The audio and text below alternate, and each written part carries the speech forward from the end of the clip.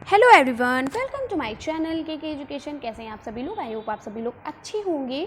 तो आज मैं आप लोगों को डीएलएड सेकेंड सेमेस्टर का पेपर 7 इंग्लिश, इसमें आज आपकी क्लास 6 होने वाली है। इस क्लास 6 में मैं आपको डायरेक्ट मेथड के बारे में बताने वाली हूँ कि डायरेक्ट मेथड किसने दिया था, डायरेक्ट मेथड किसे कहते हैं, इसकी मेरिट्स और डीमेरिट्स यानी दोष और गुण कौन कौन से होते हैं और इसके लाभ और इसकी क्या क्या हानियां हैं, इनके बारे में बताने वाली हूँ।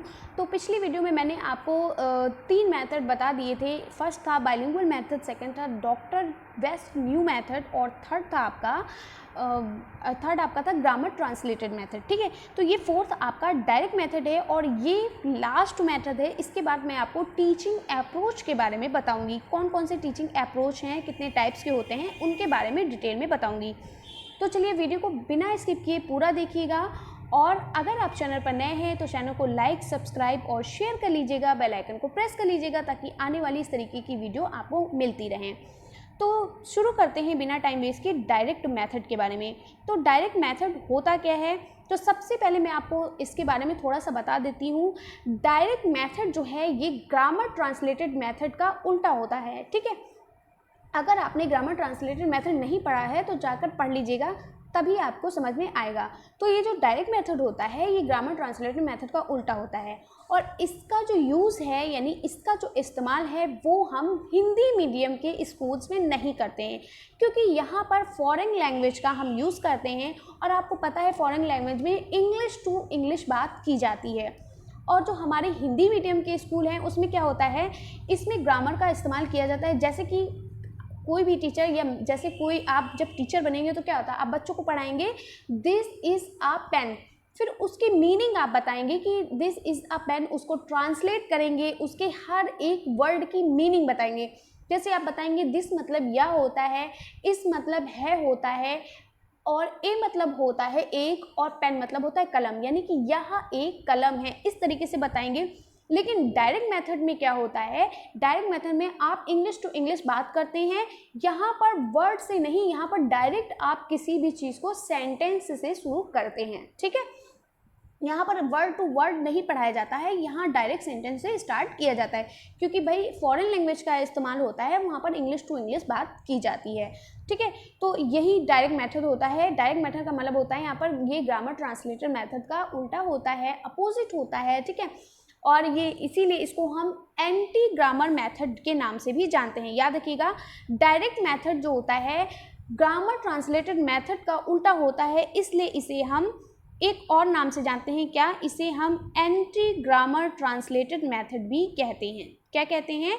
एंटी ग्रामर ट्रांसलेटेड मेथड भी कहते हैं। ठीक है, सेकेंड इसका नेम जो होता है इसको हम रिफर्ड मेथड भी कहते हैं, रिफॉर्म्ड मेथड। ठीक है, इसको हम क्या कहते हैं?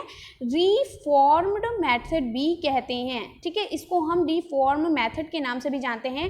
रिफॉर्म्ड का मतलब होता है सुधार करना। ठीक है, ये एक सुधार विधि होती है। ठीक है, और इसको हम नेचुरल मेथड के नाम से भी जानते हैं। ठीक है, इसको हम क्या कर समझते हैं, इसको हम नेचुरल मेथड के नाम से भी जानते हैं। नेचुरल मतलब आप समझते हैं, नेचुरल का मतलब होता है प्राकृतिक। ठीक है, इसे हम प्राकृतिक विधि के नाम से भी जानते हैं। तो इसके कौन कौन से नाम हैं? डायरेक्ट मेथड को फर्स्ट नेम क्या है? Anti grammar translated method. इसको हम एंटी ग्रामर ट्रांसलेटेड मेथड के नाम से भी जानते हैं, इसको हम नेचुरल मेथड के नाम से भी जानते हैं और इसको हम रिफॉर्म मेथड के नाम से भी जानते हैं। यानी इसके डायरेक्ट मेथड के अलावा भी इसके 3 नाम हैं। फिर से एक बार रिपीट करती हूँ, anti grammar translated method, second है आपका रिफॉर्म मेथड और थर्ड है आपका नेचुरल मेथड। ठीक है, तो ये इनके मेथड हैं। अब देखिए, डेवलप बाय मैक्सिमिलियन बर्लिज, इसको किसने दिया था? इसको मैक्सिमिलियन बर्लिज ने दिया था, उनके द्वारा इसका क्या हुआ था? विकास हुआ था, उनके द्वारा इसको दिया गया था।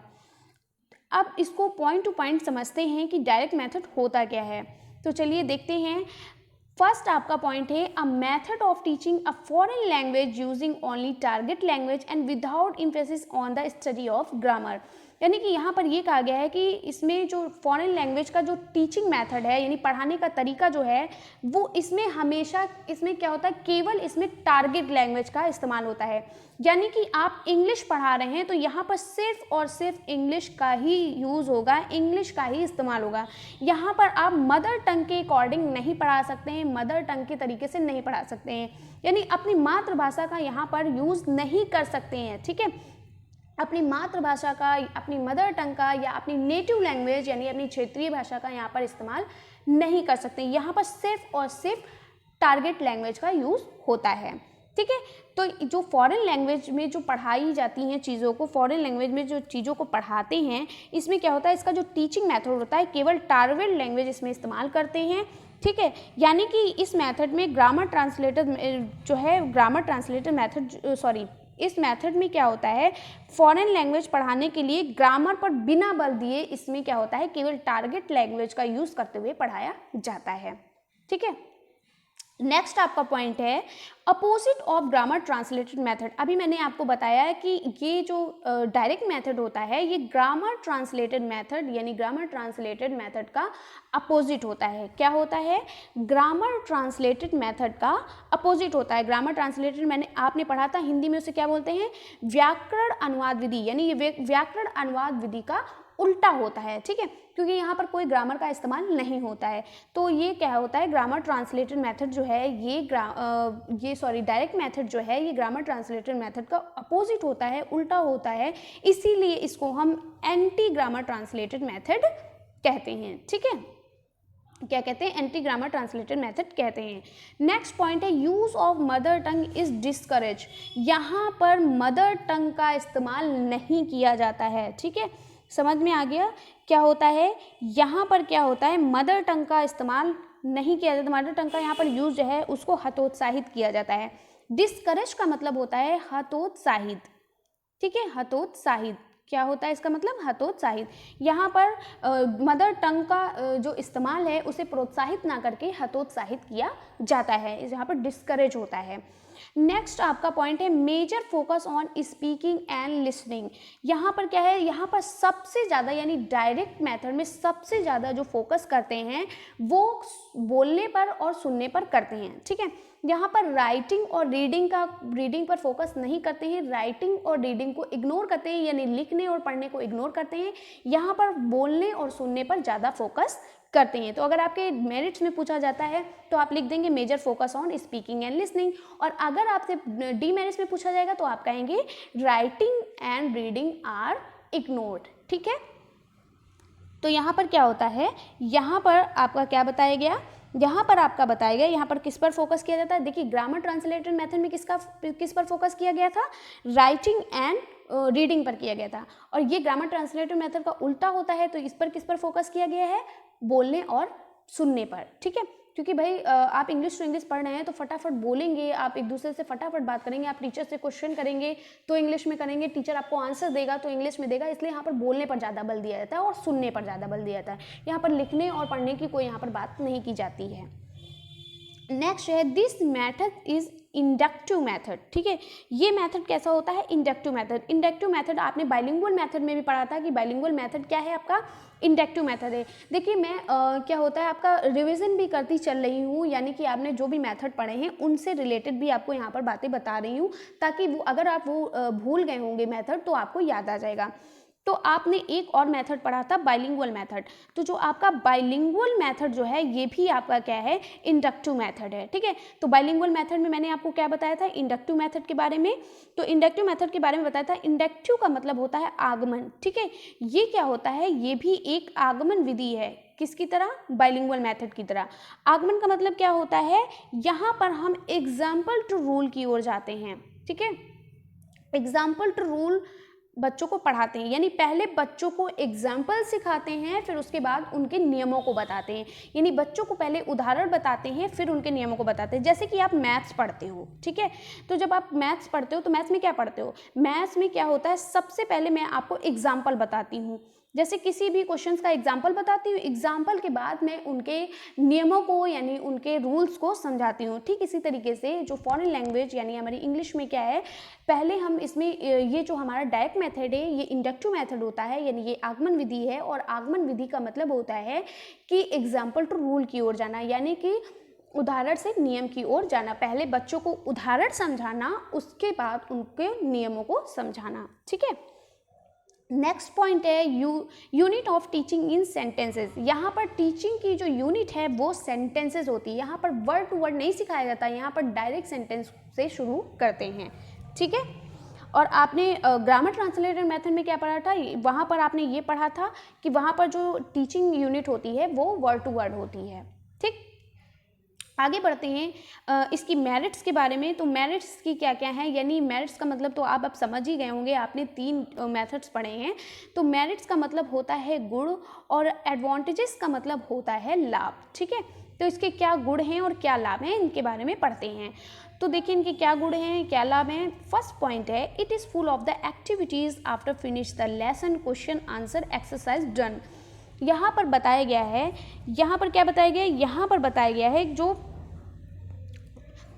It is full of activities. ठीक है, यहाँ पर क्या है, इस मेथड में ये मेथड जो होता है ये एक्टिविटीज़ से भरा होता है। ठीक है, क्या होता है, ये एक्टिविटीज़ से भरा होता है। और आफ्टर फिनिश द लेसन, जब आपका लेसन यानी आप जिस चीज़ जो लेसन पढ़ रहे हैं जब वो फिनिश्ड हो जाता है, जब वो ख़त्म हो जाता है, तब क्या करते हैं, तब आप बच्चों को क्वेश्चन आंसर्स कराते हैं, उनकी एक्सरसाइज कराते हैं। एक्सरसाइज मतलब जैसे कि फिल इन द ब्लैंक्स हो गई, और ट्रू एंड फॉल्स हो गए हैं, और आपका क्या होता है, जो भी उसमें एक्टिविटीज़ होती हैं उन सबको। ठीक है, वर्ड मीनिंग हो गए, इस तरीके से। तो सबसे पहले क्या होता है, तो जब लेसन आपका फिनिश हो जाता है तो डायरेक्ट मेथड में क्या क्या गुण होते हैं इसमें, कि जब लेसन आपका ख़त्म हो जाता है तो आप बच्चों को क्वेश्चन आंसर कराते हैं, फिर उनकी एक्सरसाइज करवाते हैं। ठीक है, आगे नेक्स्ट है the focus is an oral practice. यहाँ पर सबसे ज़्यादा जो फोकस किया जाता है वो ओरल प्रैक्टिस पर किया जाता है। ओरल प्रैक्टिस का मतलब, ओरल मतलब होता है मौखिक, और प्रैक्टिस का मतलब होता है अभ्यास। ठीक है, यहाँ पर सबसे ज़्यादा जो फोकस होता है वो मौखिक अभ्यास पर होता है, क्योंकि यहाँ पर स्पीकिंग होती है। यहाँ पर क्या होता है, डायरेक्ट मेथड में क्या सिखाया जाता है, स्पीकिंग और लिसनिंग सिखाया जाता है। ठीक है, यानी सुनना और बोलना सिखाया जाता है। तो यहाँ पर बोलना यानी कि यहाँ पर ओरल प्रैक्टिस सबसे ज़्यादा होती है। ठीक है, यहाँ पर चीज़ों को मौखिक अभ्यास कराया जाता है। ठीक है, जो भी लेसन पढ़ाया जाता है उसमें मौखिक अभ्यास ज़्यादा कराते हैं। ठीक है, देयरफॉर प्रोनाउंसिएशन इम्प्रूव्स। यहाँ पर जब बच्चे भाई बोलना बोलते हैं बहुत ज़्यादा, यहाँ पर ओरल प्रैक्टिस कराई जाती है, मौखिक अभ्यास कराया जाता है, तो यहाँ पर बच्चों का जो प्रोनाउंसिएशन है यानी कि उच्चारण करने की जो क्षमता है, और यानी शुद्ध उच्चारण करने की जो क्षमता है वो क्या होती है, इम्प्रूव्ड होती है, वो डेवलप होती है, वो इंक्रीज होती है, वो बढ़ती है। ठीक है, नेक्स्ट पॉइंट है आपका it provides better fluency of language. ये मेथड जो होता है, जो डायरेक्ट मेथड है, ये क्या करता है, ये प्रोवाइड्स करता है भाषा की अच्छी से अच्छी, क्या चीज़ को प्रोवाइड करता है, प्रवाह को। ठीक है, ये भाषा के अच्छे प्रवाह को इम्प्रूव करता है। ठीक है, क्या करता है, ये किसी भी लैंग्वेज के अच्छे फ्लुएंसी मतलब होता है प्रवाह। ठीक है, बेटर मतलब तो आप जानते हैं बहुत अच्छा। ठीक है, तो फ्लुएंसी मतलब होता है प्रवाह, यानी कि ये भाषा के जो अच्छे प्रवाह को क्या करता है, प्रोवाइड करता है या इम्प्रूव करता है। ठीक है, नेक्स्ट है नेचुरल मेथड ऑफ टीचिंग। ठीक है, ये टीचिंग का नेचुरल मेथड होता है, यानी ये प्राकृतिक विधि होती है। ठीक है, नेक्स्ट पॉइंट है teacher teach about the things by showing in picture to the student. जब अध्यापक पढ़ाता है तो अध्यापक कैसे इसमें पढ़ाता है, इसमें अध्यापक बच्चों को पिक्चर दिखा करके, ठीक है, किसी पिक्चर को दिखा करके पढ़ाता है। तो जब अध्यापक बच्चों को, जैसे क्या होता है, आप बच्चों को पिक्चर दिखा करके पढ़ाते हैं तो बच्चे उस पिक्चर को देखते हैं और उसके बारे में थिंकिंग यानी उसके बारे में सोचते हैं, उसके बारे में विचार करते हैं, उसके बारे में सोच विचार तर्क, इन सभी कल्पना का उनके अंदर विकास होता है, वो चीज़ों को सोचते हैं, समझते हैं। ठीक है, तो यहाँ पर बच्चों को जो होता है वो पिक्चर दिखा करके भी पढ़ाया जाता है। ठीक है, नेक्स्ट आपका क्या है, डीमेरिट्स या डिसएडवांटेजेस। तो आप हमेशा से पढ़ते आए हैं डीमेरिट्स किसे कहते हैं, तो डीमेरिट्स का मतलब होता है दोष, यानी कि इनकी क्या क्या दोष हैं, यानी डिसएडवांटेजेस मतलब होता है हानि। ठीक है, इनकी क्या क्या हानियां हैं। तो चलिए देखते हैं इनसे क्या क्या हमें हानि भी मिल सकती है। Reading and writing are ignored. यहाँ पर क्या, जैसे मैंने आपको भी बताया था, पहले ही बता दिया था कि वहाँ पर क्या होता है, डायरेक्ट मेथड में क्या होता है, यहाँ पर लिसनिंग और स्पीकिंग पर ज़्यादा फोकस किया जाता है, ठीक है, और रीडिंग और राइटिंग को इग्नोर किया जाता है। क्योंकि आपको पता है जो आपके भाषा के कौशल है क्या, सुबोपली यानी सुनना, बोलना, पढ़ना, लिखना, यानी listening, speaking, reading and writing है, ठीक है। तो यहाँ पर लिसनिंग और स्पीकिंग को फोकस किया जाता है, और रीडिंग और राइटिंग को, सॉरी यहाँ पर डब्ल्यू होगा, रीडिंग और राइटिंग को क्या किया जाता है, यहाँ पर रीडिंग और राइटिंग को इग्नोर किया जाता है, ठीक है। नेक्स्ट है it is an expensive method. ये बहुत ज़्यादा एक्सपेंसिव मेथड होता है, ठीक है। ये कैसा मेथड होता है, बहुत एक्सपेंसिव मेथड होता है। नेक्स्ट है डिफ़िकल्ट टू अंडरस्टैंड, ठीक है। ये क्या होता है, ये समझने के लिए बहुत ही डिफ़िकल्ट होता है, बहुत ही मतलब कठिन होता है, ठीक है। नेक्स्ट है over crowded class are not allowed. यहाँ पर बहुत ज़्यादा भरी हुई क्लास अलाउड नहीं है, यहाँ पर कम ही, जैसे किसी भी क्लास में बहुत ज़्यादा बच्चे होते हैं तो वो यहाँ पर डायरेक्ट मेथड में क्या होता है, बहुत ज़्यादा भरी हुई क्लास यहाँ पर अलाउड नहीं होती, यहाँ पे कम बच्चों को पढ़ाया जाता है, ठीक है। जैसे आप ग्रामर ट्रांसलेटेड मेथड में क्या था, बहुत वीक भी बच्चे पढ़ते हैं, अच्छे बच्चे भी पढ़ते हैं, और मीडियम क्लास के बच्चे भी पढ़ते हैं, या आप फर्स्ट सेकंड थर्ड को भी एक साथ ग्रामर सिखाते हैं, ठीक है। इस तरीके से तो पूरी क्लास भरी हुई क्लास बैठी होती है, आप आराम से उसमें सिखाते हैं। लेकिन यहाँ पर ऐसा नहीं होता है, यहाँ पर क्या होता है, यहाँ पर ओवर क्राउडेड क्लास अलाउड नहीं होता है, यानी ज़्यादा भरी हुई क्लास अलाउड नहीं है, यहाँ पर कम बच्चों को सिखाया जाता है, ठीक है। तो देखिए ग्रामर ट्रांसलेटेड मेथड अगर आप पढ़ लेंगे तो अगर डायरेक्ट मेथड आ गया तो आप कर लेंगे, क्योंकि उसका अपोजिट होता है यहाँ पर सब कुछ। नेक्स्ट है not applicable for Hindi medium school. देखिए मैंने आपको सबसे पहले ही समझाया था कि ये जो है मेथड, यानी जो डायरेक्ट मेथड है, ये हिंदी मीडियम स्कूल के लिए उपयुक्त नहीं है। एप्लीकेबल का मतलब होता है उपयुक्त। क्या होता है इसका मतलब, उपयुक्त, यानी कि ये जो है ये हमारा हिंदी मीडियम स्कूल के लिए उपयुक्त नहीं है, उचित नहीं है, ठीक है। तो कुछ भी कह सकते हैं आप, उचित नहीं है और या उपयुक्त नहीं है, ठीक है। क्यों, क्योंकि यहाँ पर इंग्लिश टू इंग्लिश बात होती है, यहाँ पर मदर टंग का सबसे मेन पॉइंट यही है कि यहाँ पर हम अपनी मातृभाषा यानी मदर टंग का या अपनी नेटिव लैंग्वेज यानी कि अपनी क्षेत्रीय भाषा का इस्तेमाल नहीं कर सकते हैं। और यहाँ पर ग्रामर जो है वो वर्ड टू वर्ड नहीं सिखाई जाती, यहाँ पर इंग्लिश डायरेक्ट सेंटेंस से स्टार्ट की जाती है, और यहाँ पर स्पीकिंग पर ज़्यादा फोकस देते हैं और लिसनिंग पर ज़्यादा फोकस देते हैं। और ग्रामर में क्या होता है, ग्रामर में आपका राइटिंग और रीडिंग पर ज़्यादा फोकस देते हैं, पढ़ने और लिखने पर ज़्यादा फोकस देते हैं। तो ये ग्रामर ट्रांसलेटेड मेथड का अपोजिट होता है, इसीलिए इसको हम, अब भाई हिंदी मीडियम का कोई भी स्कूल है तो बच्चा भाई हिंदी, उसकी मातृभाषा क्या है, हिंदी है। आप जब भी उसको कोई और भी लैंग्वेज सिखाएंगे, यानी कोई भी टारगेट लैंग्वेज सिखाएंगे, तो क्या होता है, किसी भी टारगेट लैंग्वेज को सिखाने के लिए उसमें मातृभाषा का इस्तेमाल किया ही जाएगा। जैसे मैं आपको पढ़ा रही हूँ, मैंने आपको इंग्लिश पढ़ाया, इतनी देर से मैंने आप क्या किया, यहाँ पर मातृभाषा का प्रयोग किया, ठीक है, यानी मैंने मदर टंग का प्रयोग किया। कैसे, जैसे मैंने आपको समझाया reading and writing are ignored. तो बहुत से यहाँ पर हमारे प्रशिक्षु हैं जो जिनको थोड़ी इंग्लिश वीक है, वो नहीं समझ पाए होंगे, तो मैंने बता दिया कि यहाँ पर पढ़ने और लिखने पर फोकस ज़्यादा नहीं किया जाता है, यहाँ पर पढ़ने और लिखने को इग्नोर किया जाता है, ठीक है। तो ऐसे वो समझ गए। अगर मैं ऐसे ही इंग्लिश पढ़ती चली जाती, reading and writing are ignored, it is an expensive method, difficult to understand, over crowded class are not allowed, इस तरीके से बोलते जाते तो शायद ऐसे तो आप भी बोल सकते हो, ऐसे तो आप ही पढ़ सकते हो, ठीक है, इतना तो पढ़ ही सकते हो भाई। उसको भले ही कुछ पॉइंट्स ऐसे हैं जिनकी मीनिंग, कुछ वर्ड ऐसे हैं जिनकी मीनिंग आप नहीं समझ पाओगे, लेकिन पढ़ तो लोगे। तो मेरे पढ़ाने का कोई फ़ायदा नहीं है जब तक मैं मदर टंग का इस्तेमाल नहीं करूँगी, जब तक मैं मातृभाषा का इस्तेमाल नहीं करूँगी, आप चीज़ों को नहीं समझ पाएंगे। तो यही यहाँ पर बताएंगे, इसीलिए इस मेथड का यूज़ हिंदी मीडियम स्कूल्स में नहीं किया जाता है। क्यों, क्योंकि भाई हिंदी मीडियम स्कूल है, आप हिंदी में बोलते हो, तो हिंदी का यहाँ पर अगर हम मदर टंग का इस्तेमाल नहीं करेंगे, आपकी नेटिव लैंग्वेज का इस्तेमाल नहीं करेंगे, तो आप चीज़ों को नहीं समझ पाएंगे, ठीक है। यहाँ पर अगर मैं मदर टंग का इस्तेमाल नहीं करती तो आप नहीं समझ पाते, आप मेरी वीडियो को स्किप कर देते। क्यों, इसलिए स्किप कर देते हैं क्योंकि भाई जब ऐसे तो हम भी पढ़ लेंगे, इंग्लिश हमें भी दिख रहा है, लेकिन जब हमें समझ ही नहीं आएगा, हमारी मातृभाषा में समझाया ही नहीं जाएगा, तो हम कैसे चीज़ों को समझ पाएंगे, ठीक है। तो वही यहाँ पर बात की गई है, इसीलिए इस मेथड का इस्तेमाल केवल फॉरेन लैंग्वेज में ही किया जाता है, ठीक है। तो कैसी लगी वीडियो कमेंट्स बॉक्स में ज़रूर बताइएगा। कल मैं आपके टीचिंग अप्रोच को बताने वाली हूँ, टीचिंग अप्रोच की कल आपकी क्लास होगी। और वीडियो कैसी लगी कमेंट्स बॉक्स में ज़रूर बताइएगा। और अगर आप चैनल पर नए हैं तो चैनल को लाइक, सब्सक्राइब और शेयर कर लीजिए। तो मिलते हैं इसी तरीके से नेक्स्ट वीडियो में। तब तक के लिए बाय बाय, टेक केयर।